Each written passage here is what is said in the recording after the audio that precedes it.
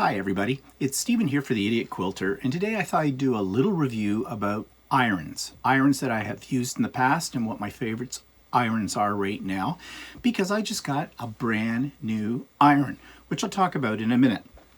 But I think talking about irons is something that's very important because there are so many different irons out on the market. And as quilters and as sewers, this is one of your most basic and essential tools. So you're going to want to invest in a good product, one that's going to give you the performance that you need and one that is going to last. You can buy irons for as cheap as like 25 bucks at Walmart that are very basic, that do nothing except just dry iron. They might even have steam, but the steam is not that powerful. When you're first starting out in something like quilting or sewing, you might decide, you're not sure you're going to keep up with this hobby. So you might want to just buy a cheap iron if you don't already have an iron. One of my suggestions though is if you have a household iron, one that you use for your clothes, leave that one for your clothes. That'll do in a pinch when you first get started, but you are going to want to have a dedicated iron just for the convenience of it, and also as you move along in this hobby, you're going to probably want to invest in something a little better. Also, if you have multiple individuals in your household using your iron for many different things, again, you may want to have your own dedicated iron in your sewing room for your sewing and quilting projects. Now, I have had several irons over the years being a crafter, because an iron is actually a really great tool if you're into paper crafting as well, or whatever else you might be doing. But that is an iron that I would never use for quilting. The reason being, again, well, it goes back to what I just said. One, I bought it, it was cheap. I think it cost me 20 bucks. It works well for what I bought it for in paper crafting, but you don't want to mix up your irons for paper crafting and for quilting and sewing, because when you're doing paper crafting, mixed media, things like that, you may get stuff on the bottom of your iron from that you don't want to transfer to your fabrics that you are sewing with. So my first recommendation is, once you get into this hobby, invest in a really decent iron. Now, here's the problem. Irons range in price. They're not cheap if you want a good one. They range from, $50, $60 up to, well, like my latest one, about $400. And you're probably going, wow, that's a lot of money to spend on an iron. Yes, it is, but I'll explain to you why it costs that much when I come to that in my review. So when I first got into quilting and sewing, I had a very basic iron. In fact, I broke one of my golden rules that I just gave you at the beginning. I was using my craft iron. Now, my craft iron was very clean because it hadn't been used that much, but I soon learned that one, it didn't have the power, it didn't have the heat to handle seams in a quilt for getting them really well pressed. The steam function on it didn't work that well. It dripped water, it spit, and you don't want it to spit. And that's actually a common problem in a lot of steam irons, even in ones that you pay a lot more money for. So that's something you don't want. You don't want it spitting gunk out onto your fabrics or leaking water. So I very soon invested into a much more expensive iron. In fact, I went from like a $20 iron to a $200 iron. And the reason I did that was very simple. It pops. Yep, the iron pops. It's an Oliso, O-L-I-S-O. These are very, very popular irons. And I'm going to show you what I mean by the pop. So I'm going to have to lower this down and bring the iron into shot here. And I'm hoping this stays. Okay, there we go. Just move that one out of the way. This is the iron that pops. See that? And basically, this is why I bought it, because I thought it was cute. So let me just say, so it has a touch control. When I touch it, it goes down onto my surface for ironing.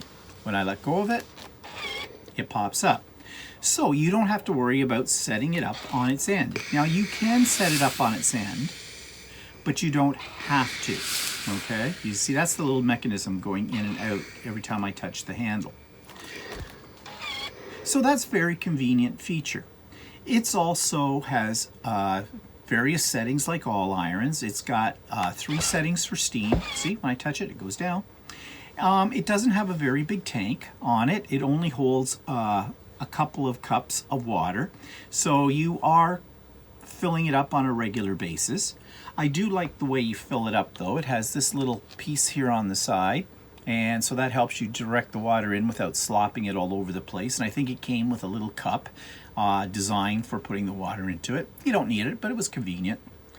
And it does everything that really you want an iron to do. It's got a pointy end at the top with a space in it, so you can take your fabrics and you can go along the seam this way inside of it, which is always nice to have as well. So yeah, I was very pleased with this iron from the very beginning, and as I said, it cost me about $200. These irons come in various colors, and I'm not sure what the difference is. Some of them have a different type of automatic shutdown. This has an automatic shutdown.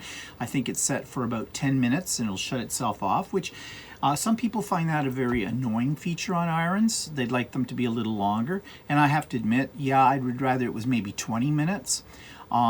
But it does not take long to heat up, and there's an indicator light here at the top, which right now is off because the iron's already up to speed. But it only takes it maybe 30 seconds to bring it back up to the temperature when it does shut itself off. So, if you're worried about leaving your iron on or that kind of thing, then that's a nice feature. And many, many irons at various price points have that feature on them. So, what is it about this iron that I don't like? Well, there really wasn't that much, except this is my second one. After 1 year, after about 13 months, this one came with a 1-year warranty, which is pretty much standard on most electrical appliances these days, which doesn't build a lot of consumer confidence, I don't think, in the product, but that seems to be the standard. This one died. It just simply died. It stopped working, it wouldn't heat up, it wouldn't pop, it wouldn't do anything. So I did go online, look for troubleshooting, didn't find much about it. I was really a little ticked off about that because I'd only had the iron for 13 months, and when it does this outside of the warranty. But I spoke to another person who had one of these irons, and the same thing happened to her. And she said, email the company. They're really, really good at getting back to you and making things right. So I did, and she was right. The people at Olisio couldn't have been nicer. They sent me a brand new iron, and they sent me the information to ship back the old iron, and the old iron went back through, I think it was UPS, but they sent me all the forms and everything, and it cost me nothing to send it back. So I was very pleased with that. So this iron has been working okay now since then, and that was over a year ago. So everything has been fine with it. What I don't like about this iron is the steam. I don't think it gives out enough steam, and I have noticed since I've been using this too, the steam is irregular. I think there's some water in it right now. I'll show you what I mean.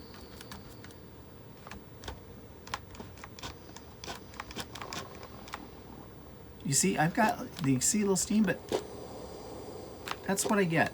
And that's at the highest setting for the steam. It's okay, but when you're pressing, layers of seams, you want to have a real good blast of steam, and this one just doesn't deliver that, and that annoys me. Also, I have noticed now, because as the iron gets a little older, when I say a little older, about a year and a half old, it sometimes sputters.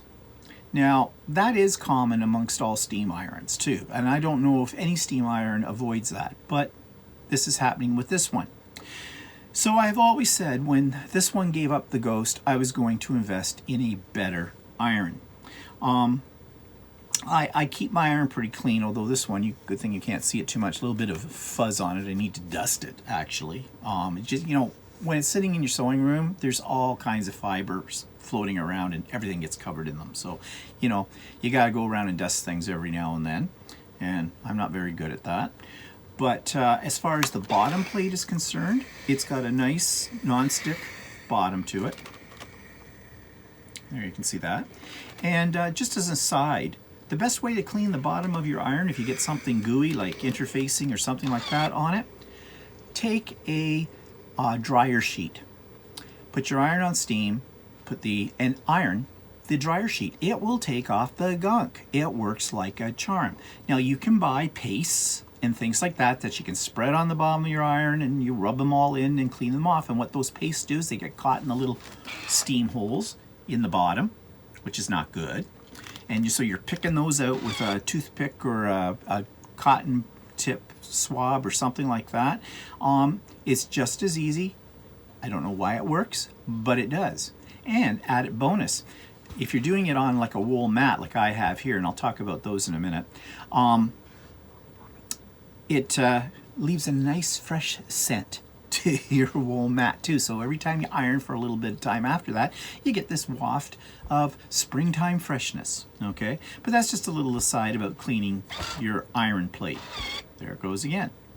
Okay, so yeah, now this one I am retiring as of today, because yesterday I got my new iron, and I'm going to talk about it in a minute. And now I need to unplug this one so I can plug in the other one and let it heat up, because I have them in from the same outlet, and irons draw a lot of power, and that could be a problem if you have more than one iron or other things that draw a lot of power on the same outlet. You could blow a circuit breaker. So let me just unplug this iron.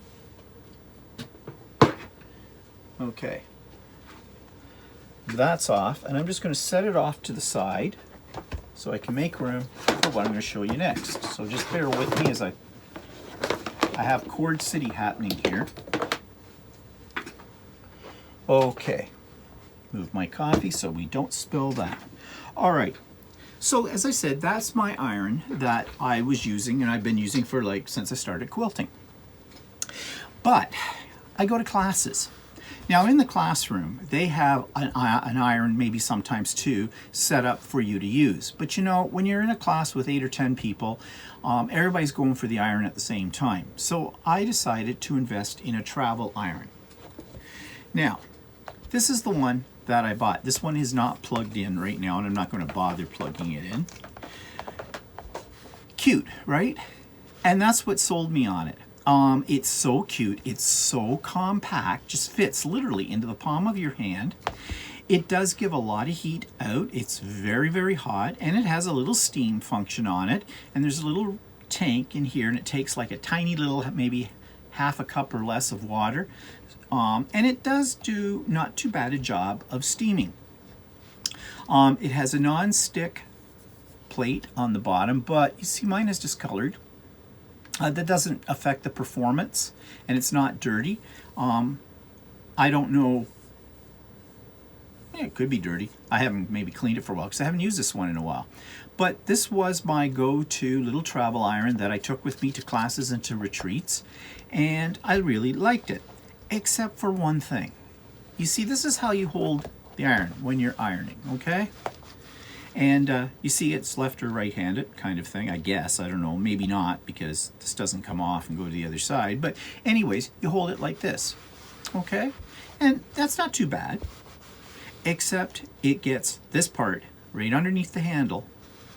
You see right here, all this part under here, that gets really hot. And with my hand, and I don't have big hands, my knuckles get touching on that, and it burns. So you had to be really careful with this. The other thing too is, after you're used to the Olisio popping up all the time, sometimes if you're going back and forth between the two irons, I would forget and I'd leave that down. No, don't do that. Put it up on its edge. It doesn't have that feature. So that's what really bugged me more than anything else about this little iron. It's cute, it's compact, it does the job, it's great for when you're on the road kind of a thing. But it got too hot in here, and so I was burning myself all the time with it. Now, Oliso, why can't I say that name? Olisio has a miniature version. Really, it is just coffee. They have a smaller version of the iron I just showed you that pops up. That is a travel iron. It looks exactly the same. The only difference is it does not pop up. It does come with a silicone pad that is form-fitting, and you put that particular iron in that when you're not using it.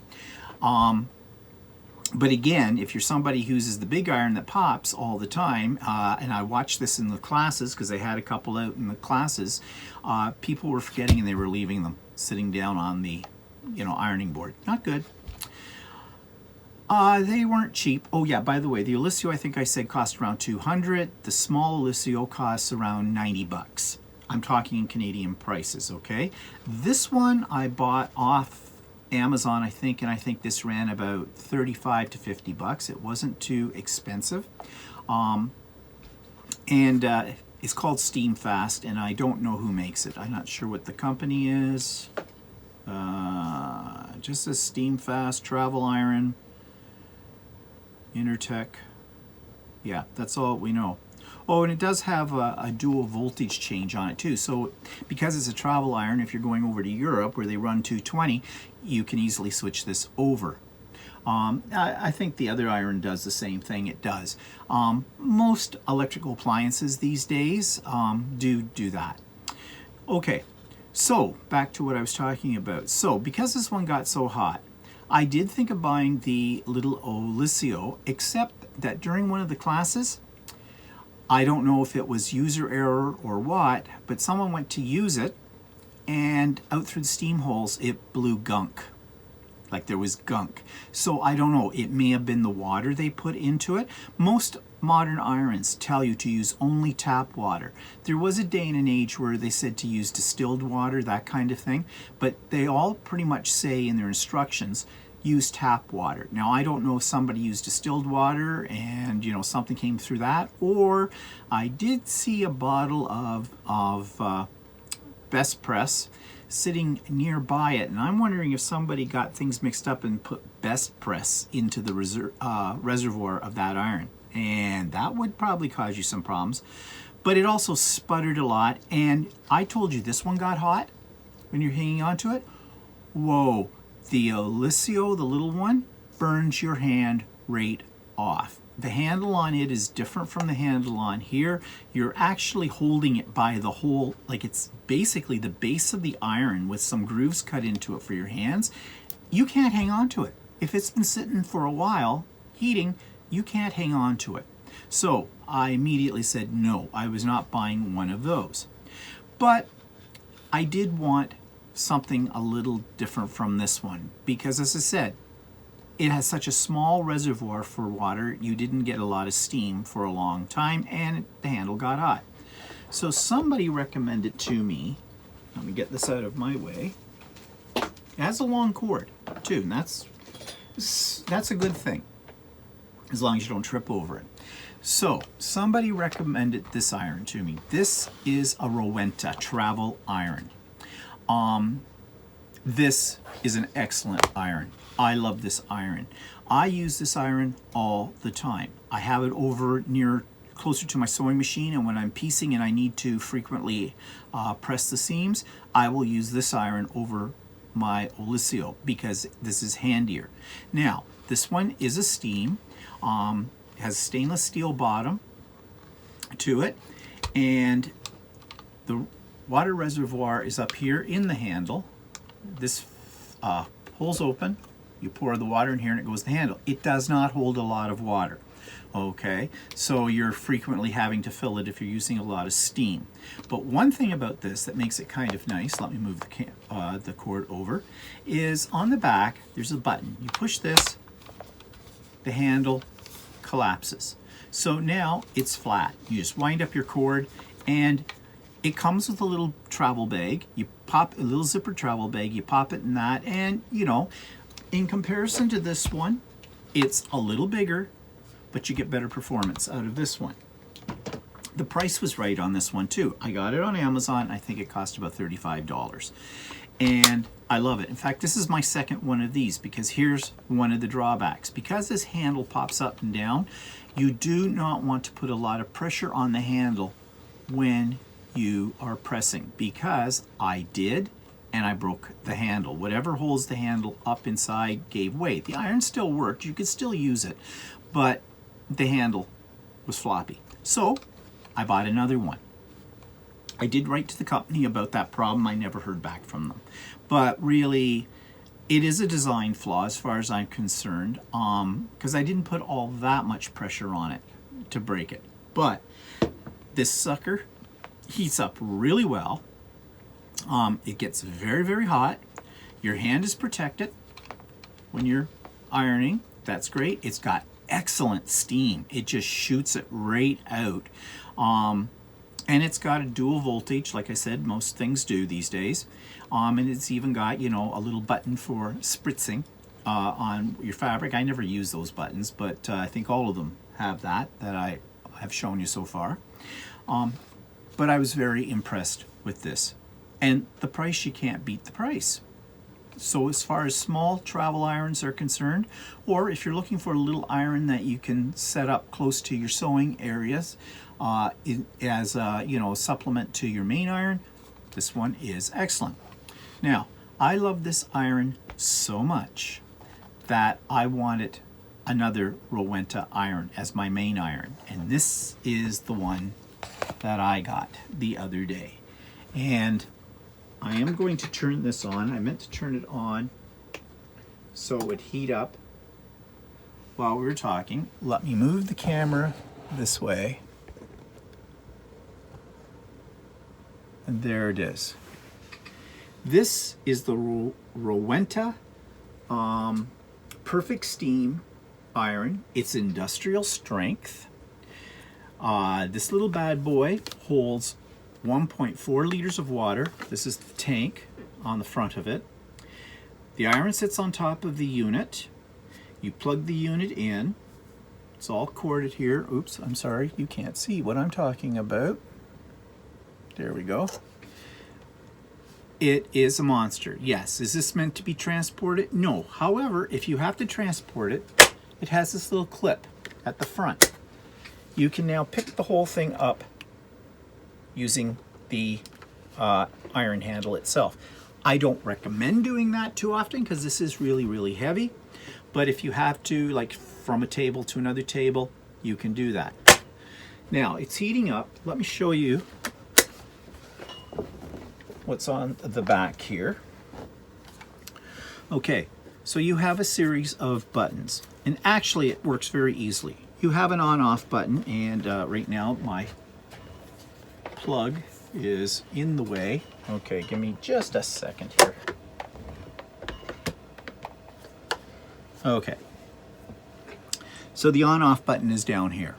Does this have an automatic shut-off? No, it doesn't. And that is something I wish it did have. Okay, but I can live without that right now. On the back, it indicates here, you see this flashing green light going on and off. That's for the steam. When that goes solid, you know your iron is ready to go, and you can hear it boiling the water inside. We're bringing it up to temperature. On the side of the iron itself, there's a red indicator light, and when that goes solid and this goes solid, you know your iron is ready to go in terms of steam. Now, it does have a pretty heavy cord here because this is both the water and the electricity running to it. And it isn't humongous, very long. Find the right words here. Find your words. But for what I'm using it for, I think that's fine. It does have a fairly long cord with it for plugging it in. You only have to plug in one plug for this. It's not two. There isn't a separate one for the iron and one for the reservoir. No. Other buttons on here. When it's running out of water, this light will go on here so you know when to fill it up, and it's really easy to fill it up. And I can't take the tank off right now because it's heated up and it says not to do that. But this front part, let me move this around. Oops. Yeah, that's me. You heard that's steam. This tank, this is the tank. There's a little handle here. You lift it straight off, you take it over to your faucet, you fill it up. There's a spot that's marked on the inside that shows you how far to fill it so you don't overfill it. And then it just drops right back down in. It's really easy to use. You'll notice I'm putting this little clip on here. This surface that the iron sits on is silicone. It's meant for the high temperature of this iron. So there you go. So this iron does not pop, but that's where you place it. Also on the back, there is an econo mode and a reset. The econo mode is used, it just saves on power, but it keeps everything, I'm not sure how that works, but it keeps everything working fine, so you don't have to wait for it to heat up. You can put it on econo mode, and I have it on econo mode right now.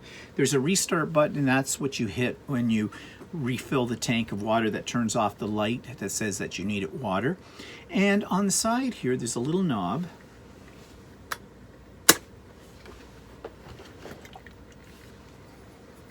And I'm not going to open this up, but it has a calcium cleaner.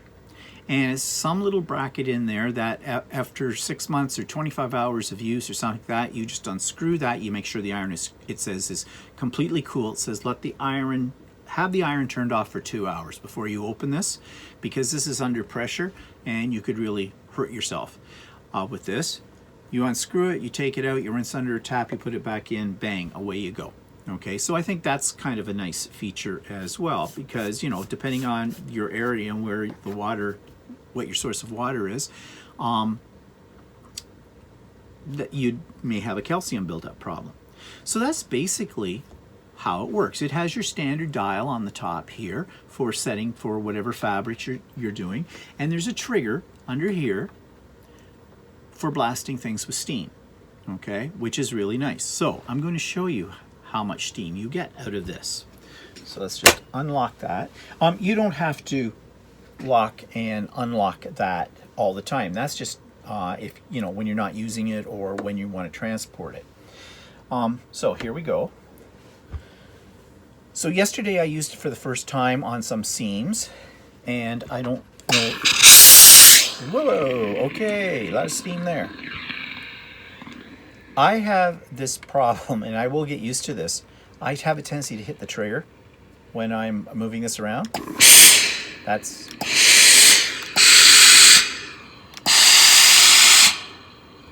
I think you can see how much steam you're getting out of this.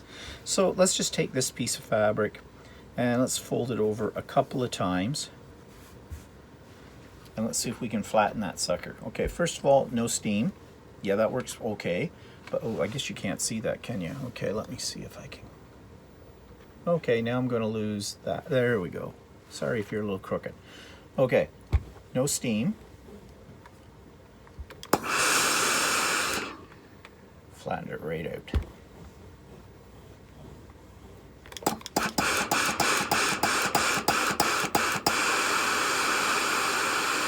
So you take a look at that. That's how much steam. I'm probably steaming up the camera. How much steam you can get out of this. So really, really good. And that's what you want in an iron.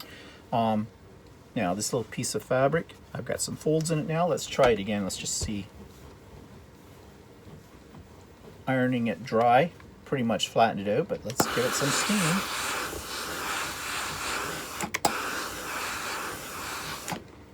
Yes. Just like that. So, this iron, let me bring this back up a little bit. So, to me, this is my ideal iron. Now, I haven't had it long. I just got it yesterday, as I said. How much is this iron? Well, it depends on where you go. This came from Amazon, amazon.ca. I think it was about 360 bucks. It was on Prime, so it was free shipping. And yeah, that's a lot of money for an iron. But I think it's well worth it. In my experience now with irons over the last 2.5 years of doing this hobby. So I'm really pleased with it so far. It does come with a 1-year warranty as well. and which I said is standard with most. The only thing that I think I would have liked to see is an automatic shutoff on this, but it does not have that. Not a big deal. You just have to remember to shut it off and flick of the switch, it's off. Now, it's still very, very hot, of course, but you want to set this up in an area where, you know, you don't have to get it out all the time and use it. Now, if you're somebody that doesn't have a dedicated sewing room or dedicated sewing area where you can set up these things, and let's go here for a minute so you can see me. Yeah, I haven't got a haircut yet, but it's coming. And I'm a little crooked.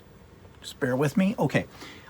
If you don't have a dedicated area, if you have to bring all your stuff out every time you want to sew, I wouldn't get one of these, because that's going to be a pain in the butt. It's heavy. It's very, very heavy, especially when it's got water in it. So it's very awkward. But it's not meant for portability. It's meant to be there, ready to go whenever you want to use it. So, last thing I want to talk about very briefly, you notice what I was pressing things on here. I'm just going to go down again. Oops. That's having a little problem with my tripod.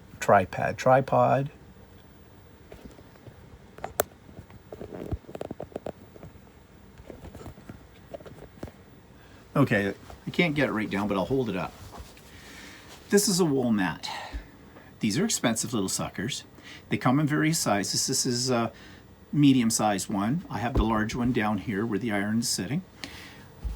Highly recommend them. These work like a charm. Okay, they hold the heat. They're great if you are going to do something like embroidery work as well for pressing, but they're great. Why do I have two? This one goes with me when I travel. Okay, fits into my sewing bag very well. They're worth the money. I will tell you that right now. And if you happen to go out and to buy one of these, make sure you get one that's a reputable brand. There are copycats out there, and I couldn't tell you what this one was called, the brand, because I got them when they first came on the market, kind of a thing. But there are other ones, but you'll know. You see how thick this is? Okay, that's a good inch. Where's my ruler? Where's my ruler? There's my ruler. Okay. Half inch. A little more than half an inch. So 5/8 of an inch. You can get other ones that are cheaper, but they're thinner. I don't recommend those, okay? Especially when you're using steam.